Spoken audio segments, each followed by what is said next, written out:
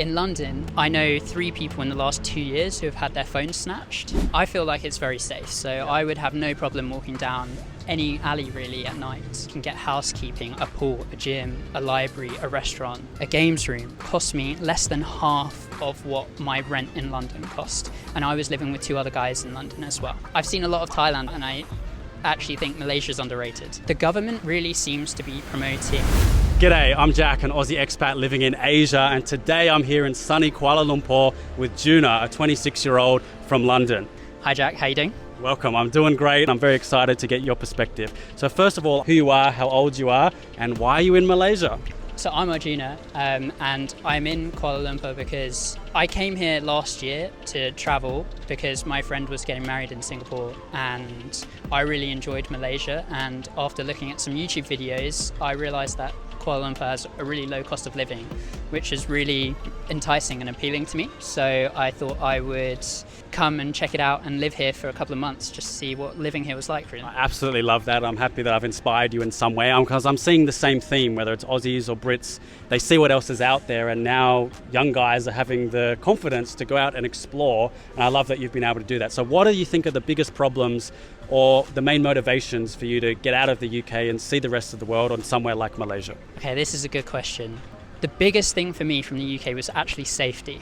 So in London, I know 3 people in the last 2 years who have had their phones snatched, and I've been around a lot and seen a lot of just general crime and public disorder, which for me isn't appealing in choosing a place to live. So actually KL, and I found this generally with Islamic countries, they tend to be very safe, and that's one really appealing part of Malaysia. And the other one, which I just touched on earlier, was the cost of living. So I thought I could live a high standard of life in a safe area of the world. Interesting. Why wouldn't I want to? Yeah, that's right. I mean, I think that's the motivation the younger guys are seeing as well, because they exit uni, they're seeing the corporate life, they're seeing what lifestyle they can live. It's tough. I see what you can get in London. I can see your apartment. I see how I grew up in Sydney as well. Obviously, you've been there your whole life. You've probably seen things change a lot in the UK as well. But then when you open your eyes and you see what your money could be getting you, that's number one. You go, hey, I can actually do more with my life while I'm younger before, and explore and have all these experiences. And safety is really important as well, because if you're traveling solo, this is something you have to think about, right? So that's interesting you say that about safety. So your first impressions of Kuala Lumpur is that it is indeed quite safe and developed, right? I feel like it's very safe. So I would have no problem walking down any alley really at night, which is something that I would probably be very cautious of doing in London. And I don't know if this is just because I'm on holiday, but I find that people are really friendly here. And I think that because perhaps I'm in a good mood, they're reciprocating, so they're very friendly. But I find that when people are friendly and a place is safe, you're much more likely to walk around and travel it on foot, which has really improved my sort of view of KL. So KL is walkable, it's good to get out. And what do you think of the weather? I mean, I have to ask Brits about the weather. I love the warm, the humidity here. What do you think? Today is a beautiful day, the sun's out. Okay, controversial. The weather doesn't affect me much. If I want to do something, the weather isn't really going to stop me from doing that thing. Malaysia definitely does have better weather than the UK though, okay? Like the UK, let's be real, it's England. But I also quite like that in England you have the 4 seasons, and that actually breaks up the year, and I don't know if you have that in KL because I haven't lived here a year yet, and I haven't looked it up. But in terms of if you really like the sun and you just want to be able to be in like loose clothing and walk around, I can go out in the evening, 8-9 p.m. just wearing this, and for me that's actually quite a big plus. Yeah, for me too. And we're talking about the heat, and we're talking about that a lot of the condos here, obviously that's what you're interested in as well, the cost of living to rent a place. So tell us a little about the affordability of what you can rent here, and of course talk about the facilities. Like everywhere has a pool. We were talking about that off camera. Yeah, so cost of living is so low compared to London. One big reason is because of the oversupply of housing in Malaysia. There are so many skyscrapers that offer full service apartments, so you can get housekeeping, a pool, a gym, a library, a restaurant, a games room, which is all I've got at the moment. And I'm on a short-term Airbnb let. It cost me less than half of what my rent in London cost. And I was living with 2 other guys in London as well. It's very affordable. And that is a huge plus, because normally you'd have to wait several years into your career before you can live that kind of lifestyle. Whereas someone who has recently graduated from university within the last few years I can do that now.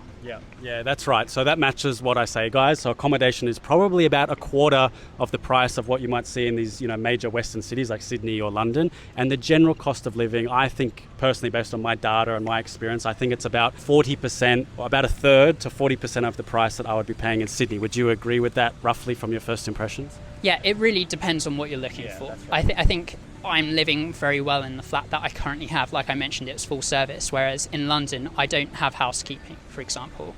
I don't have a library. I don't have concierge, whereas here I have everything for half the price. So it might be a quarter of the price if I went somewhere a bit less expensive. Yeah. It really depends on where you're living and what you're paying for. Right, and we're in a nice area at the moment. We're in the centre of the city. We're near TRX, which I've encouraged Juna to check out after this video. What do you think of this area? What do you think of the nice places? I mean, because I want to show that, yes, you can live cheap in these countries, but you can also get, quality places. You can get luxury if you want it. So what do you honestly think about areas like this? So this is my first time in TRX, and it feels actually very Western. So if you would like to experience something like that, so like a home away from home, this is like a really good area where you'll be able to feel like you're not so far away from home, because it's very familiar and it's very clean, it's well to do, the place is just in generally quite nice. Right, and why I thought you would be amazing to have on the channel is because you're very articulate. You have the strong British accent. You come across very well educated. So tell us a little bit about your education background and your perspective on Southeast Asia from a more, how do I put it, sophisticated standpoint, because I appreciate that. And somewhere, you don't seem like too big of a party guy. You seem like you have a good upbringing and background. So tell us a little bit about that and why guys like us, I would consider myself somewhat similar, can appeal to this type of lifestyle and what we're doing. Okay, so thank you for the kind words, firstly. Starting with my background, if I was going to a job interview, this is essentially what I would say, is I studied law at university. Yeah. I then graduated with a view to becoming a commercial solicitor, which for a layperson they would think of as Harvey from Suits, Harvey Specter, but that is genuinely not the reality, but that's just how people think about it. And I was going to become a commercial solicitor, worked in the legal industry for 6 months, decided it was not for me, pivoted to working in business operations, and now I'm traveling. And the second half of your question is, what is my view of KL in general or Malaysia? From that perspective, like a lot of young guys, and why I want to show this perspective, is a lot of young guys, they come out of uni, they want to go party, they see Thailand or Bali, they want to go live cheap and muck around. But so my follow-up question would be, okay, you've studied law, you've had this corporate history, like similar to me, I studied finance and accounting and I did the corporate thing. So why did you decide to potentially give up that corporate grind and do something different? And particularly, what is the appeal of Malaysia, and what advantage do you think Malaysia has over these other countries from that perspective? Okay, so why did I give it up? I think it's a difficult question. It's a tough question. It's thought-provoking. The reason I don't see it as giving it up, really. I think I can return whenever I want to, and it's a good fallback option. For me, the time at which you actually have the least risk in your life is in your 20s, because personally, I have no dependents. So I'm not in a relationship. I don't have anyone I need to provide for, like children. I'm not tied into a long-term lease. So I can do whatever I want. So for me, it makes sense in my 20s to experiment and try different career paths or travel and see different areas of the world, because I can always go back to it when I want to. Yep. I would say, I know you touched on this, saying about like things like nightlife, people go to Bali and so on. Actually, like KL, I haven't been, but I've seen a lot from a third perspective being nearby. Yeah. It actually looks like a really good nightlife. It is. I've been to Vietnam and there for a long time. I actually think Malaysia's probably better in nightlife. Like Vietnam was good, but I actually think, and I've seen a lot of Thailand as well, and I actually think Malaysia's underrated. Okay, that's going to be my next question. Why is Malaysia so underrated? What aspects of it? Yeah, why do you think that is? I love asking this question because there's a lot of different reasons, but to get your perspective on that.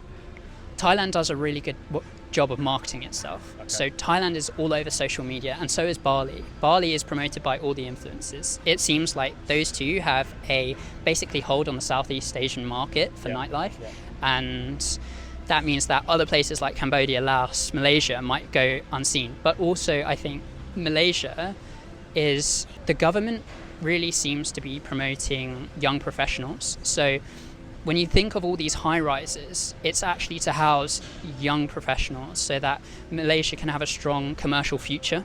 It's trying, from the little research I've done, it seems like Malaysia might be trying to position itself as the alternative to Taiwan when, depending on what happens with Taiwan, with the US and China. So Malaysia is trying to invest in its semiconductor industry, is it not? I have humor on this channel. Yeah, I thought it was like, that's getting edited out. Oh, no, it's okay. No, the China series is coming soon. The China series. Yeah. So, define that how you like. But that's really it. I think they're really trying to invest in like the semiconductor industry in particular, but also like you think of the Petronas Twin Towers, the reason they have these landmark buildings is to get other businesses to invest in the country. Right. So I think it's really looking towards commercial development rather than, like, let's say, money from tourism. Yeah, that's an extremely interesting perspective. I don't think anyone on the channel has actually mentioned that before, but I agree with you. And having worked here for years myself, I can see that. Yes, I've been advantaged. I got a good job here, but I believe it's good for the country. They've proven that they can attract foreign capital like me and potentially you and others the same. So that's a good thing for the country because we bring in this talent, this knowledge, this insights, and we help develop industry here as well and create our own businesses as well. So that's really interesting. And you're right, there's a unique opportunity because Malaysia is geographically in between Singapore, which is known as an expat hub that people come to, but also, and it's culturally very similar to Singapore, and everyone speaks English in Malaysia as well, so that's another factor. You have Thailand on the other side, but it doesn't do such a good job because it's more homogenous, there isn't as much English spoken. In terms of like expat job opportunities, it's very difficult to find a job for a Thai company. You'd have to work for a foreign company in Thailand. And the salaries are nowhere near. I'll tell you personally, you can get high salaries in Malaysia if you jag the right company and the right connections. In Southeast Asia, I don't think anywhere else compares professionally. Quick interruption. If you're watching this because relocating to Malaysia is seriously on your radar, there's an important piece that most people miss. Moving here isn't just about lifestyle. You still need the right visa, the right structure if you want to step out of the Western tax system properly. Well, there's a lesser known option in Malaysia that we've helped many clients use to relocate their business, family, and assets. And in many cases also gain residency without going down the traditional, potentially expensive MM2H path. If you want to know whether it's a real option for you, send me and my team an email. We'll help you out, and if it's appropriate, we'll organize a free, no obligation chat with a specialist immigration lawyer based in Australia and Malaysia. All right, back to the video. And you're right, the government is pushing that. I think they've cleaned up a lot of their act. I mean, what's your impression of the Malaysian government? We won't go into the details, but there have been, well publicized issues, and it's a problem across the world in developing countries. I think they've turned the corner and they've really put in the right rule of law and things are moving in the right direction. As you said, safety, and it's probably somewhere that now I believe you can trust with your money and your capital. So what's your impressions as a, unsponsored third party? Would you feel comfortable investing money here, and what do you think the government's doing to really attract the right people to live here? So I think one thing, I'm not an expert on this area, I would say though that Malaysia seems to be positioning itself very well as a neutral state. Yep. And in between, in a geopolitically, or I'm not sure what the word is, but they're in a very good position being in between China and the US, but also, I think, is it Strait of Malacca that's just off it? That's right. Malaysia actually has a lot of potential, and I think that's what the government is really good at marketing itself as. I would also say that my impressions of the city are that it's quite well run. So not just on the skyscraper front and having all this development, which, by the way, it has the fourth most skyscrapers in the world. I didn't know that. And considering two of the countries ahead of it are the US and China, for a country which typically isn't thought of as developed, that's actually pretty amazing. Yeah. But on the other point I was going to make was that the government seems quite structured in how it's built out KL. What I mean by this is KL is multicultural, but the urban planning seems to be really good in that it's quite obvious whether an area is predominantly Chinese or Chinese Malay or Indian Malay, and whether it's Malay. And that gives you really authentic feel for that culture in that area. It feels like the government has built this city neighborhood by neighborhood. When I compare that to London, people typically call it a melting pot of cultures. It's the most diverse it's the most multicultural city in the world, and you get everyone from everywhere. The only downside of it in London is that culture is normally filtered through a Western lens. So if you go to an Indian curry house, for example, the curry you get will be for the Western palate. So it will have like more salt and fewer spices, possibly more butter, and that's because it's run by second or third generation immigrants, whereas in KL it's so authentic. I just came from Sri Lanka. I've tried the curries here. I'm telling you, it's pretty much like you'd get in India or in Sri Lanka. It feels really authentic here, and that's because these people have come straight from their countries. It is authentic. It's from straight the country, yeah. All right, so in Malaysia, there's a lot of different types of food. We got Malaysian food, Malay food, Chinese food, Indian food. We got everything here. Yep. And I'll tell you, in Australia, there isn't much Malaysian food at all. Again, it's dominated by Thai, Chinese, other different cuisines, Asian cuisines. So what do you think of Malaysian food? What's your favorite? And why is it also underrated in the rest of the world? Okay, so Malaysian food is great. It's typically thought of as some of the best in Southeast Asia. That's not just me saying that. I've spoken to friends who live in like Thailand and Vietnam and Taiwan. Taiwan's not Southeast Asia, but you get the picture. And the food, I would say my favorite food, so there's one thing which I recently tried, which is the Ipoh steamed rice rolls. Okay. And it seems a bit out there, but I've never tried anything like that before. It was really good. So Okay. it's kind of like rice condensed into a ball, but it's fluffier than you would expect, but more condensed than bread, and it's just really good at mixing into sauces and eating. I've really enjoyed that. I've also strangely really enjoyed the Japanese food here, but I think I just went to some good Japanese places. Yeah. But yeah, they literally have everything here, and it tastes like you're in the country that's from. So if you eat Chinese, it will taste like you're in China. Absolutely. Yeah, there's a lot of authentic Chinese food here as well, and that was a niche choice there. But I love it. So yeah, you can get everything here. You can get the cheap stuff, you can get the street food, you can go to these really nice restaurants with the skyline views. Have you been to a rooftop bar yet? I have not. It's on my bucket list. I don't know, Jack. You got to do it. Yeah, you got to do it. So there's amazing views here, and you got the rooftop pools and all these nice places. And so we're looking at this from a tourist or expat perspective, and I will ask you a bit more of a difficult question. What's your impression of the locals, the local lifestyle? Are they friendly? How do you think they live in Malaysia, and how do you think they feel about foreigners coming here? That is a tricky question, because every local's experience will be quite different, and I wouldn't say I've spoken to enough locals to have a good view on the general feeling. I would say that my experience has been very positive. Good. Okay. I find the locals very friendly and very approachable, and they're generally willing to help, especially if they and you don't get this everywhere, but I think perhaps because they think I'm foreign, or I can't tell. I think some people think I'm Malay because they've started just speaking to me in Malay. Really? Yeah, and I would have to say, I'm sorry, I only speak English. That's interesting. Yeah, I should have asked that question, because you could pass as Malay. Yeah, you've got the darker skin, so maybe they see you as that. But as soon as you open your mouth, I'm sure he's full on British there. Yes, the British accent sticks out like a sore thumb here. But that happens everywhere, even in the West. Okay. In America, they're like, oh, we love the British accent. Everyone's about it. Awesome. Yeah, no, I know it's hard as a first perspective and interesting, but I like to see that, because I like to share the different perspectives, how different people live. I actually have something to build on. Okay. Actually, that I was thinking is that Malaysia does have a very low cost of living.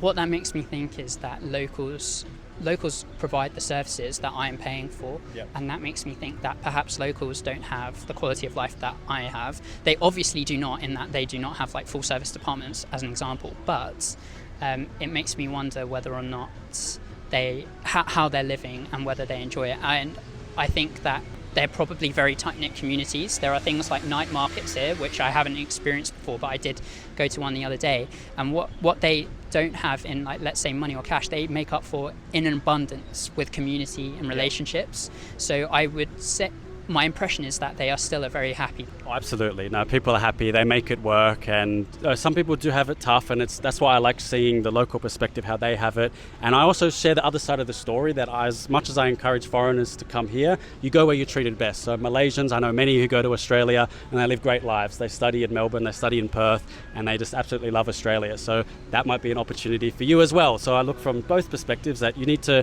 perhaps go somewhere else. So speaking of taking action and going somewhere different, was there a part of you when you were working in London where it just clicked that you just might be that guy? Because I know friends, I'm sure you have friends like this, that you got into corporate and you're just going to be on that path. You're going to get the mortgage, you're going to get the house, and you're just going to slowly die. Did that ever hit you? No, but I was never afraid or scared, and I think that working long hours, if you're doing it, you've probably thought about why you're doing it, and if you are prepared to sacrifice things to be able to do that, it really is for a good reason. So I'm not afraid of that per se, but what I would say is that I'm very health oriented, and what I noticed was that when I was working in my job, I had a private health check which work paid for, and actually I was sleepwalking into a life of ill health. Okay. And so I was pre-diabetic,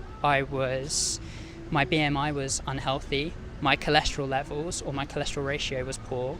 I had the metabolic age of a 34-year-old, wow. which was 9 years older than I was Yep. at the time.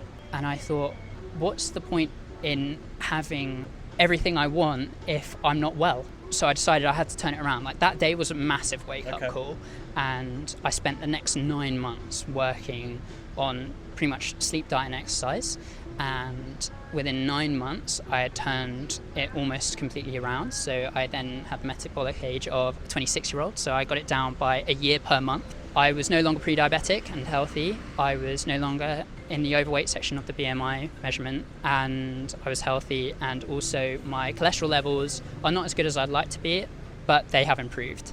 So there's always room for improvement, and I'm still working on it. Amazing. Now that's a good story, and I think that's what hits people as well, the health aspect, because everything's fine until it's not fine, and then you realize health is the most important thing that you have, and that's physical and mental. And one thing I'm very passionate about is mental health, and I think a big part of that is changing your environment in a lot of ways. So if you're in a place that doesn't serve you, or you have a routine that just doesn't work for you, you can change it. And then maybe moving countries, traveling is part of that. In our previous conversation off camera, you talked about this article you read recently of 3 things needed for, I believe it was happiness.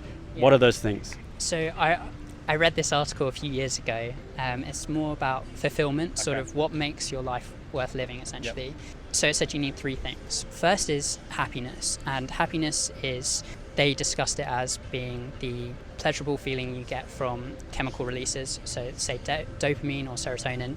The second thing you need is meaning, and this gives you a purpose in life. And an example that wasn't given in the article, but is that women who go through labour typically are not happy at all. It's some of the most stressful and difficult periods of their lives, but it's also some of the most meaningful periods of their lives, and that is very fulfilling to them. And third and last is psychological enrichment.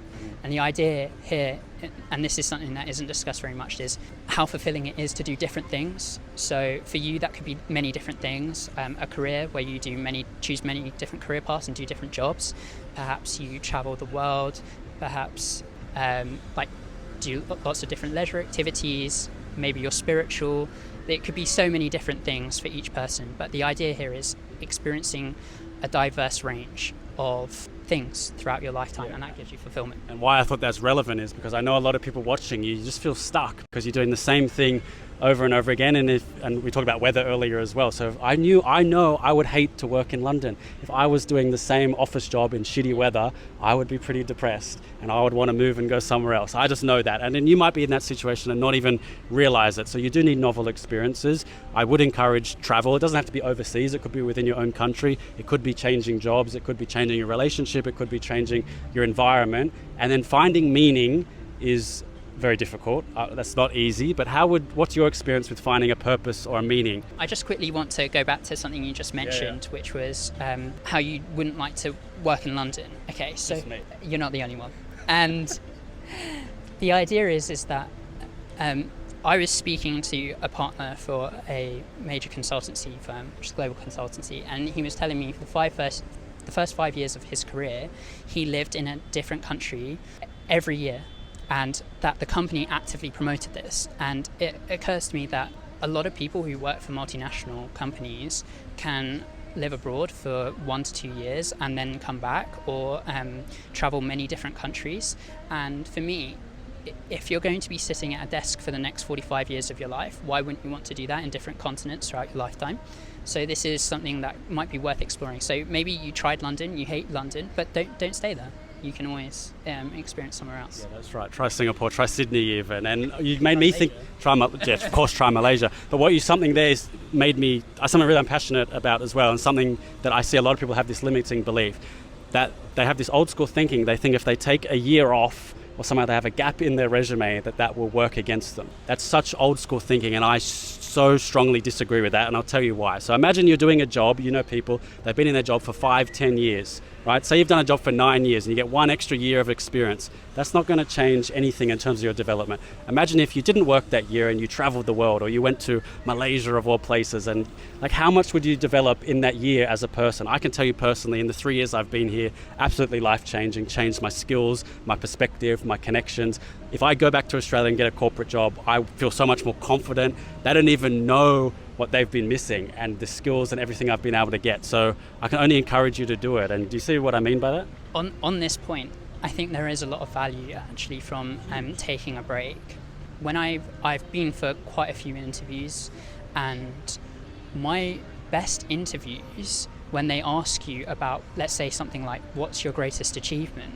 If you speak about something that's outside of work that is impressive, it goes much further than talking about a project that you have worked on at work, because it shows that you're different, you're not just another corporate body, but also that you have interests outside of work. And most people can only point towards things they've done in the workplace. I assume, I haven't interviewed anyone, but I assume so. So it really sets you apart in the interview stage. And would you want to work for a company that just sees you as a corporate drone and only values a corporate experience? Or would you rather work for someone who actually values what you've done outside of life and are more likely to be aligned? Obviously the second one.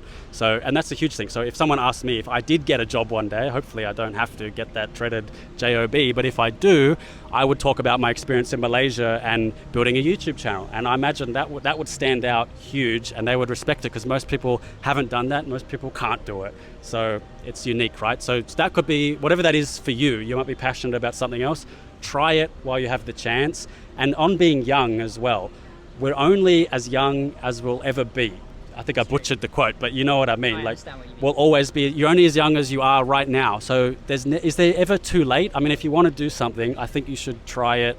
Obviously, you have your responsibilities, and people have kids and families, but I've done interviews with families. They've moved countries. They've given the kids a better life in Asia or wherever it is for them. So what do you think? Why do you think people get held back?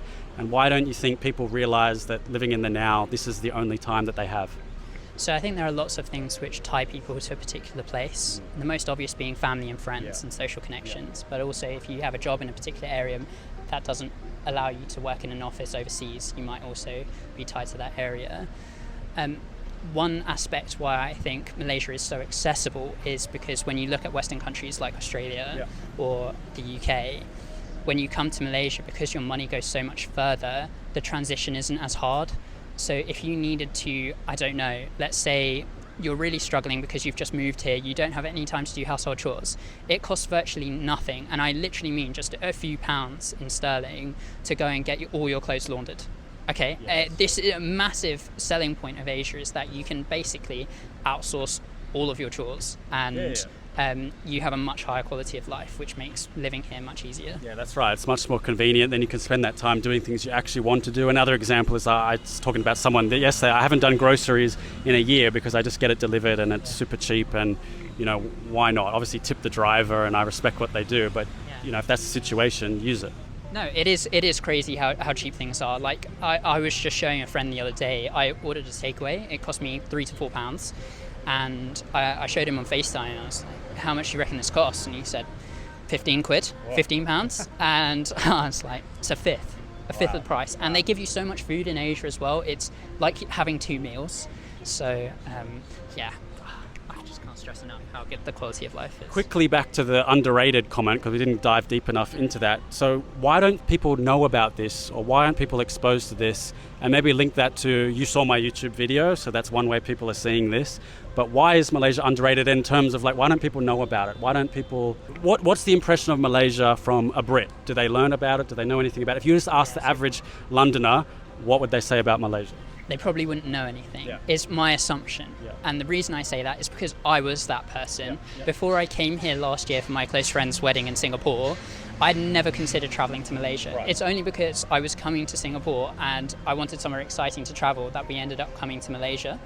Genuinely never heard of it before, and I'd been to Vietnam before. So, I mean, obviously I've heard of the place, but I just never thought about coming here. So everyone always thinks about going to Thailand. And I think Thailand is just so good at marketing itself to the younger generation. The nightlife, everyone talks about full moon parties and like certain streets in Thailand. No one talks about Malaysia. And I don't know if that's anything to do with religion and drinking culture here or not. Yeah, it's part of it. I mean, yeah, we won't go too into that because we're not massive party animals. But yeah, that is part of it. So if you're a young guy just looking for that, then Malaysia, you're not going to probably want to go here for that reason. But again, then maybe that means it attracts the higher quality people that want to live here long term, build something, get corporate experience, build a business, all this type of stuff, cultural enrichment. And I think that's not a bad thing. That's a good thing. And in terms of, people talking about Malaysia online, that's what we're doing right now. Exactly. Someone sign us up for a referral program. Yeah, that's it. So just quickly, Juna, you watched my videos. What did you think of my lifestyle? What was your first impression of what I'd done and how I was living my life here?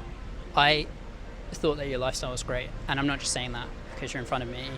You seem to do different things. So you had a job, Yep. You're a YouTuber, and you also keep fit, and people often have difficulty balancing these things, especially alongside relationships as well. And so to have your own side hustle, which you can then monetize, is quite difficult to do alongside having a job, and you've done that successfully.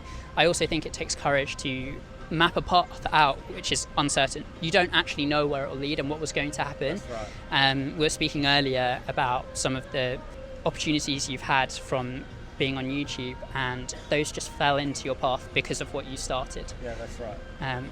This is a very interesting way to live. Yeah. So you put yourself out there, and you take these risks while you can, and at the end of the day, that's what it's about. And you've always got something to fall back on and go back as well. So what is there really to lose? So yeah, I appreciate that a lot. Then in terms of putting yourself out there, I had the thought of, you asked me, how is it to meet people here? So how do you think of the social life and your initial expectations of how you would meet people or meet women? I mean, dating is another factor as well. I don't have much experience in this, to be honest, because when I was here last time, I was here with friends and we basically stuck together. I wasn't trying to meet anyone. And when I'm here now as well, I found that people around me and expats are really easy to meet, and it's because you have something in common being abroad. So it's really easy to start conversation. With the locals, I also find I've never seen anyone that I thought was unapproachable, actually. I've never had any difficulty speaking to anyone, and I think there is sort of this perception in England going around that it's like people who wear a hijab, for example, are just quite foreign and difficult to speak to or something, which it's really not the case. I find that sort of an odd perspective to have, but we only have it because I think the world is going in a certain direction politically at the moment, and I think that's just how some people view it. But as soon as you come to a place which is Islamic dominated, you'll see everyone is just like everyone else. Respect goes both ways, and they are some of the friendliest people you meet. Say hello, and they will absolutely love it. They will love it. I've had that experience. You just say hi. A foreigner's spoken to them, they love it. That's the other thing. They actually really do love talking to foreigners. I don't know if they're just using their English or if it's because it's something new and interesting. They do love to speak to foreigners. So yeah, I would have no trouble saying that you should go out and just speak to local Malays. Yeah, that's awesome. Thanks for sharing that perspective. Yeah. Tough question. What don't you like about Malaysia, or what do people need to know? Well, who wouldn't like Malaysia? Be honest. Who wouldn't like Malaysia? That's a difficult question. I'll give you an example. So my mum didn't like the heat. She just couldn't handle it. She didn't like the warm weather. And then a lot of Malaysia, if you ask Malaysians what they don't like, they say the traffic. So I'd say you can get the train, the infrastructure is good, which I'm sure you've seen. But so what do you think, as a Brit, what don't you like about Malaysia? Okay, they're both good points. The traffic can get awful in rush hour, and also it's humid. So if you don't like being sweaty, you should stay away. You can probably see some some perspiration on our faces. Yeah. But so who would stay away? I don't know. I think stay away for traveling. I just can't see a reason why anyone would stay away, to be honest. So Malaysia is very diverse geographically. If you go further up north, I've been to the rainforest. I've had some of the best times of my life there, actually. I had an amazing experience there. You've got interesting places like Georgetown and Penang and Langkawi, where you can see great wildlife. You go further south, and then you also have like diverse cultures. If you really want to, like we touched on before, if you'd like to get to understand Chinese culture, Malay culture, Indian culture, you can do these things all here. I don't come here if you just don't like experiencing new things. Oh, good one. Good one. So if you don't like experiencing new things, if you're boring, stay home.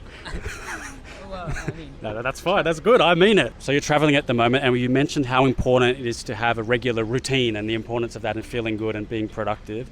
So how does having a routine play out for you in Malaysia or traveling in general, and what's most important for you to maintain? that's a good question. I feel like this is one I should know the answer to because I do it every day. No. So I would say that when you travel, it's really easy to just not do anything, especially if you're a solo traveler, because there's no pressure on you from anyone else. You're not traveling with anyone. You don't have to do anything each day. Personally, for me, it's just important to basically try to wake up at a similar time each day. When you get up, I have a glass of water, and it's because you're normally dehydrated. Yep. Or I don't have breakfast as well, so sometimes I would replace the water with bone broth, actually. This helps fill me up a little bit. So for me, that's actually my staple morning. And then my routine, I wouldn't say I have a routine. There are things that I do very often. So maybe every other day, or or like maybe 2 out of 3 days of the week. And these things help me stick to whatever I want to do. So examples of this would be definitely exercising. So working out consistently. Yeah, you've got to do that. And then having a decent diet is very important, just to how I feel every day. A couple of other things which sound a bit cliche. I don't really want to sit here and be like, oh, I really enjoy breath work, but I do meditate, and I find that I've been meditating since my first year of university. I find it a really good way of just staying alert and sort of present.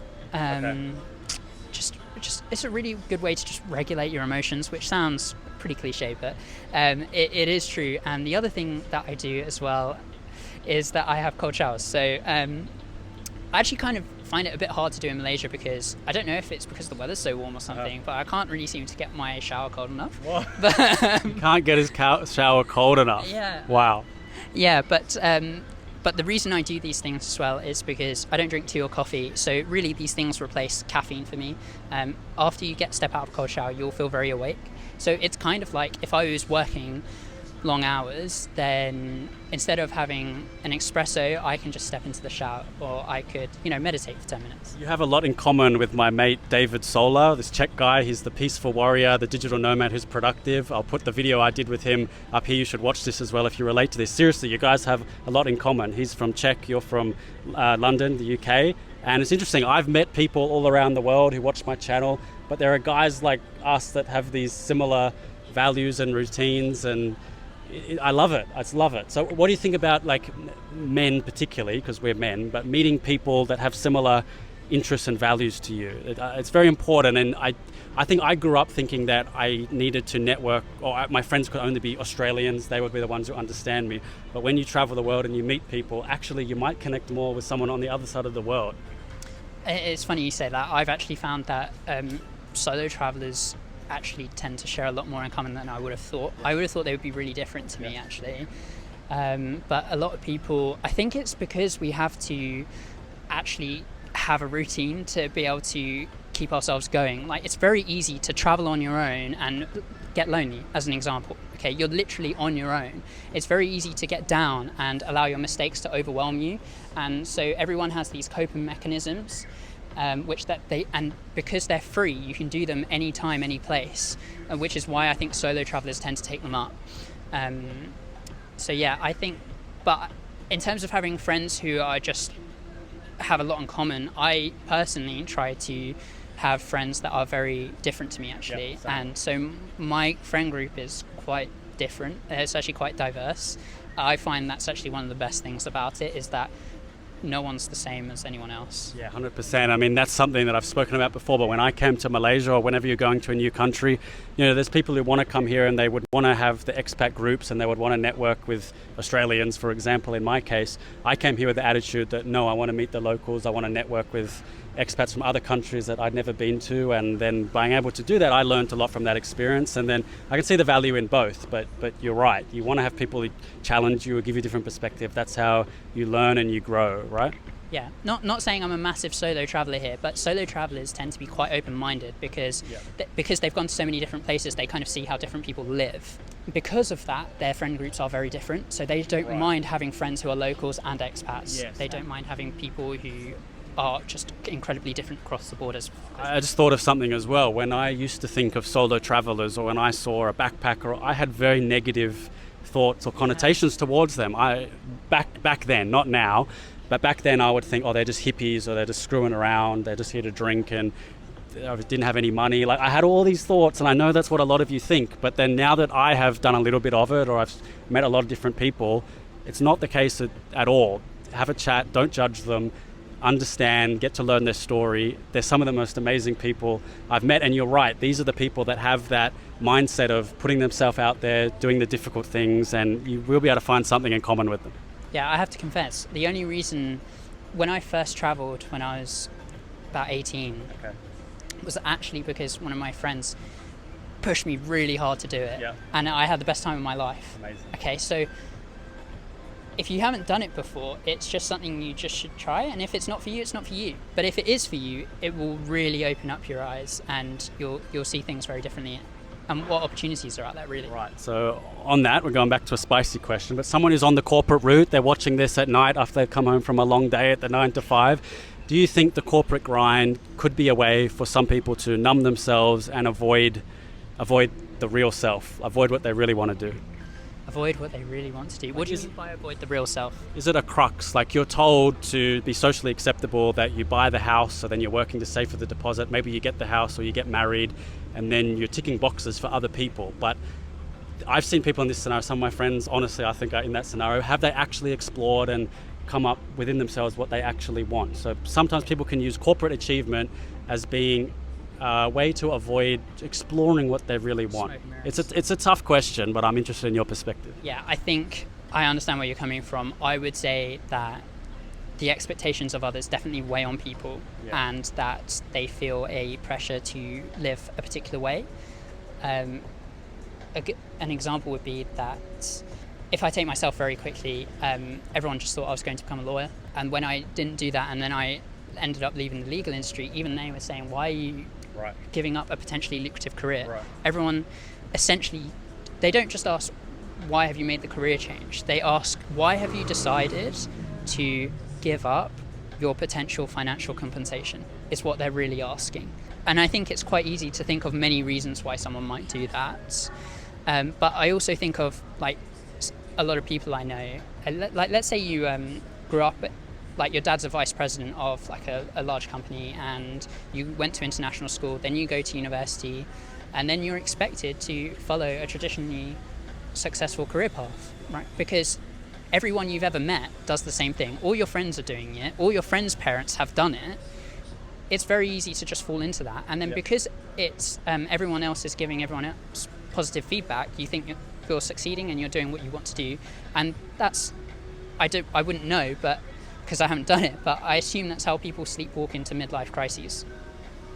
Yeah, absolutely. And it made me think, when you're talking about following like the family path or what's expected of you, I've seen this in Asian culture. It's a bit different. It's not so much about the corporate job, but a lot of family-run businesses. You'll see restaurants or, these hawkers and these street food places that have been passed down in families for decades and decades, or just any business here. Usually it's a physical business. And the younger generation, the kids don't want to just take that on, but it's like the shame from the family that they must do it. So I can see some relatives there, and if you're Malaysian watching this, maybe this is something culturally you've more experienced. So in general, it's a problem everywhere, and not to frame it necessarily as a problem, but you have these expectations, everyone does, because people want the best for you, and that's what they believe is best for you. But at some point, it's up to you to really have that difficult conversation, put yourself out there and learn what you're about. Yeah, I agree. I think it's very easy to live someone else's life, essentially. And I'm not saying that there's a right way or a wrong way to go about your life, and I'm not telling you that you shouldn't work long hours because you believe in the corporate grind. That's not what I'm getting at. But what I do think is important is that you take the time to reevaluate your life, and in doing so, that will help you understand whether or not you want to stay on the path that you're already on. So what would you say for someone who's watching this who might be considering moving to Asia, Malaysia? What's your best tip for them? What should they think about if they're going to do it? Why should they do it? What do they have to consider? This is something that you would probably have to think about quite deeply, because moving is not a light-hearted decision, and it's quite a complex question. It really depends on who you are and what position you're in. So there's probably two sorts of people that I can speak to, young professionals and just ordinary people who may not have a job, or they might have the flexibility to move wherever they want while working online, let's say. Taking the first group, so young professionals, I think that, and I touched on this earlier, but Malaysia is definitely positioning itself as a commercial hub and trying to be up and coming. So if you're trying to put down roots here, I think this could be very useful for someone who wants to have a long-term career here. The second thing about, what was the other group I mentioned? People who have flexibility of location. Yeah. That was it. If you have flexibility of location and you wanted to put down long-term roots here, what I would do is essentially what I'm doing, and it's come here for a month or two and test it out. And if you really like it, that's how you know whether or not you would want to live here. And even if you don't like it, don't think it's wasted time, because you've found out maybe things that you do like, and then you can look for in another country that you might want to live in. For example, for example, let's say you took the weather. Maybe you don't like Malaysia, but you really like the weather. So then you go to South America as your next place for exploring somewhere to live. Absolutely, I love that, and I like hammering that point home as well. You don't have to commit long term to these things. You can try it out first. It's easy. It's easy to come here. It's affordable. It's not wasted time. You will absolutely learn something and have a great experience. There's no one who comes here and doesn't have some interesting growth story, right? If you're coming from the West, it's going to be different for you. You're going to get something out of it. So, Juna, what is next for you? When you leave KL, what's next? Okay, it's a tricky question, because I always have a few plans. So really, when I go back to the UK, whatever happens to me, I know that health is my number one priority throughout my life. I've seen what it's like, not personally, but I've seen what it's like to have, let's say, a chronic condition, and this is something that I think once you have ill health, you essentially have nothing else. So for me, whatever I end up doing, I will make sure that I basically keep up good health. And something I've learned within the last few years was the importance of mental health. It never was something that occurred to me before COVID. Yeah. COVID shut all the gyms and mental health became a huge thing. So bit of a vague answer, but essentially what's next for me is that whatever I end up doing, which I'm not certain on just yet, I will just be making sure I maintain my health. And the way I'll be doing that as well is by having health checks, so that I know that if I fall below the average person in whichever country I'm in, that I'm doing something wrong and I need to reevaluate. Yeah. And we didn't talk about the healthcare situation in Malaysia much, but I assure you the hospitals here are great. I'm going to try and hook him up with a health check with the hospital I go to as well, so you can get an experience of the Malaysian healthcare system, which I think is top notch and affordable for foreigners, and often it's cheaper to fly here, get your surgery done, and then fly back home. You can see a doctor straight away. You don't have to wait. So do you have any thoughts on healthcare here from what you've seen? So I've seen that it is very affordable, especially because I watched your previous healthcare video, and healthcare tourism should probably be more of a thing. I don't really see why it's not. And I would say as well, I should explore dental care as well, because it's probably much cheaper than in the UK. Yeah, so I was just writing down my tax return details. So I paid 200 ringgit for a full scaling checkup. I do that every 6 months. So I think that's £35. But the fact that you can just walk in there straight away, boom, it's done. You just WhatsApp them and you walk in. That's the fantastic thing about the healthcare here, is that you get seen instantly. Whereas in the UK, if you're getting seen on the NHS, the wait time is long. And if you're being seen privately, it is pretty good, but then again, not everyone has access to private healthcare. Right. So Australia is the same, and I know we have a public healthcare system, but there are downsides to that, and I just want to present the full story. Okay, so how can people find you if they, really relate to you, they like what you're doing? How do they follow you? So I've just started a jump rope channel where I skip It's in its very early days, but if you'd like to follow that, it's Juna Jump on Instagram, and hopefully there'll be a little note in the description of the tag that you can click on. But cool, yeah, Jump Rope. You showed me the videos. It's pretty cool what you're doing. You're pretty talented, so definitely check that out. And if you send him a message, I'm sure he'd love to talk to you as well. And if you want to talk to me, you can book a call. The link's in the description. Let's talk one-on-one. I'll give you, all my opinions and my honest advice for your situation if you're considering moving to Malaysia or Asia. And if you're interested in visas and business setup, I also have a specific email you can email as well, and I'll put you in touch with the right professionals. Thank you, Juna, for coming on. Thank you very much for having me. Very interesting chat. All the best. I'm sure we're going to stay friends, and subscribe for more videos and conversations like this one, and I'll see you in the next one.